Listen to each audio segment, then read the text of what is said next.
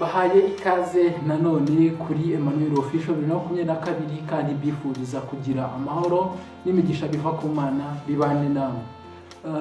Aka kanya ngiye kubabwira ku mateka wenda yaho navanye icyo kijyanye no kuririmba. Ni indirimbo isa nkaho nifata nkaho wenda ari rwo rufunguzo rwatumye nkunda kuririmba. Ni indirimbo yo mu gitabo y'indirimbo y'118 yitwa Ndumva Umukiza mbwira, ntekereza ko ariko yitwa, ariko natangiye kuyiririmba ntazi ko ariyo mu gitabo.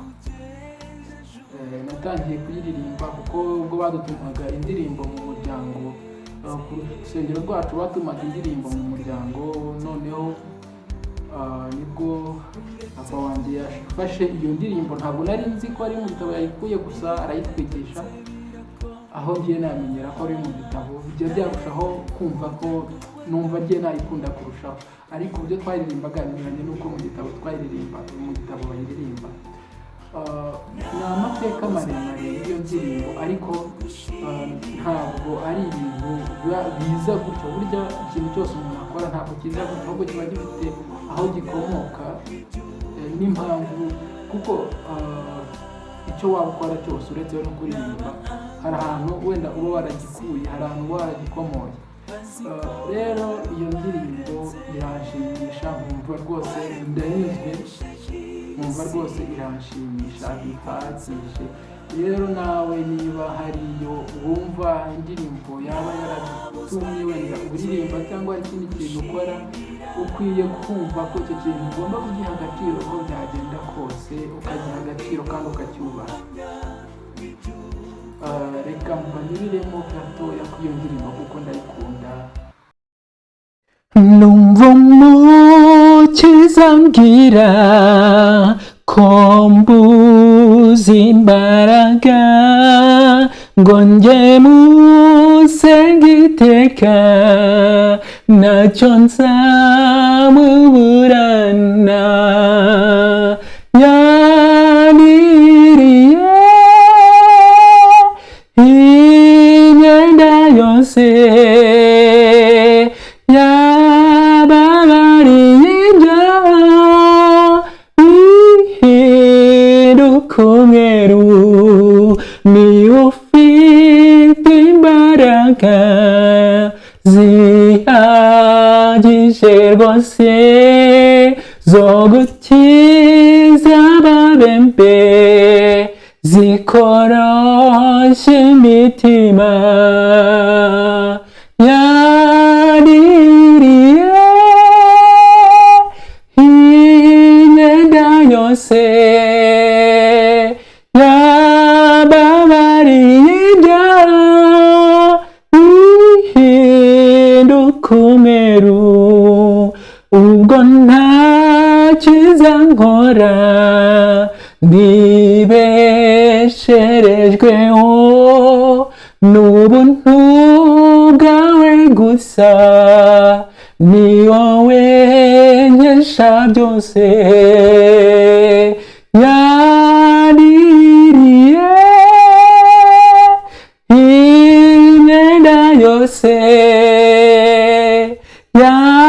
yababariye ibyaha bihinduka umweru.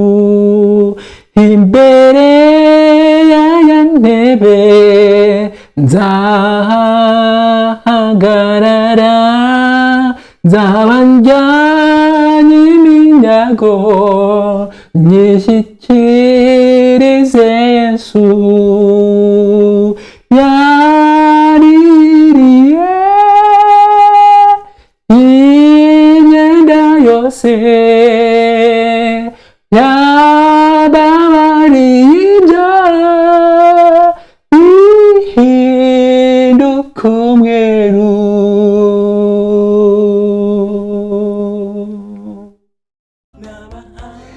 Sinavuga ko wenda ariyo yabaye intandaro cyangwa yatumye ndirimba cyane, ariko wenda niyo ntangiriro.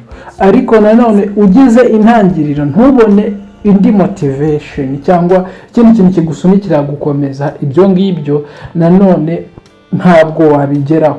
Rero hari ukuntu hari abantu benshi nshimira by'umwihariko, wenda ntabwo birageraho wenda nanjye nifuza, ariko nanone hari abantu benshi nshimira kuko nibo bantu baba baramfashije kugira ngo mbe bikomeza mbe nagera ahangaha ngeze none. By'umwihariko umuntu naheraho ni umuntu witwa Gakuru Aroni ndamushimira cyane kuko ni umuntu watumye ntinyuka kuba najya kuririmba. Ubundi niyo muntu wanjyanye muri korali yo ku ishuri, ni umuntu twiganye, ni umuntu twari inshuti kandi na n'ubu ngubu turacyari inshuti. Niwe muntu wa mbere nshimira by'umwihariko, aho ari ndamushimiye kandi abyumve. Abandi nashimira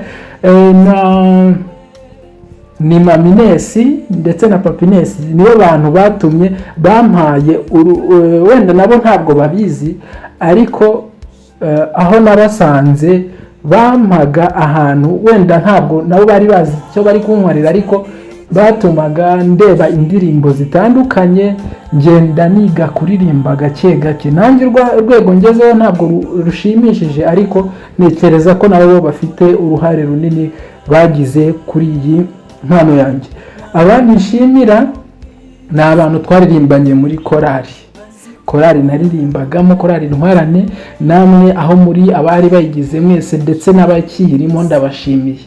Abandi ni umuproducer Jafeti, mwarimu Jafeti, ni intwari cyane kandi yumve ko ahangaha ngeze ari kubwe. Niyo muntu watumye ntekereza ko no muri studio nabibasha, niyo muntu watumye ndikodinga birakunda. Mbegushimiye kandi Imana ikomeze ikwagurire impano, iguhe imigisha. N'abandi benshi bagiye bagira uruhare mu byo nkora ndabashimiye cyane. Rega burya tujye dushimira abantu bakiriho, nta tukajya tugenda tuvuge ngo badufashije ibi ngibi, tubashimire bakiriho. Aho muri ndabashimiye kandi Imana ibaha umugisha mwese, ndetse n'abandi bose bakomeje kudushyigikira. Namwe uru rwego ngezeho cyangwa aho ngeze ubu ngubu muri iyi mpano yanjye yo kuririmba, namwe ndabashimiye. Mukore subscribe, mukore like, mutere comment, muduhe ibitekerezo ndetse musharinge n'abandi bantu badukurikire, kuko natwe tuzagira aho tugira. Imana ikomeze ibahe imigisha. Mu buzima bwa muntu akeneye abantu. Wowe muntu, wowe uri aho uri, aho ariho hose urakenewe kandi nawe urakeneye abandi. Ubuzima ubwo ari bwo bwose, icyo waba ukora cyose ukeneye abantu. Bana neza n'abantu, maze ibyo ngibyo nibyo bizagufasha kugera ku bindi ushaka. Ikintu, niba ufite umuntu ukubwira ko hari ikintu ushoboye, uwo muntu jya umufata nk'intwari kuri wowe, jya umushimira. Niba akweretse ngo kino kintu uragishoboye, kigerageza ugikore, kuko hari icyo yakubonyemo kandi ashobora kukuremamo kandi kikakugirira umumaro. Ikindi, nubona umuntu agushyira hasi, iyo nayo, uwo ni wa muntu mubi twavugaga, iyo nayo ni impamvu izatuma umenya ngo ese kubera iki uyu muntu yanshyira hasi, cyangwa no kubera iki uyu muntu ahora apinga ibyanjye. Hari icyo nanone akwereka kigatuma uhindura imikorere, ukagira icyo ugira ute ukosora mu buzima. Bantu banjye, inshuti zanjye, ndetse mwese uko muri wowe uteze amatwi, bana nanjye kandi jewe abantu ndabakeneye, mwese ndabakeneye. Muze mumbe hafi. Imana ikomeze ibahe imigisha.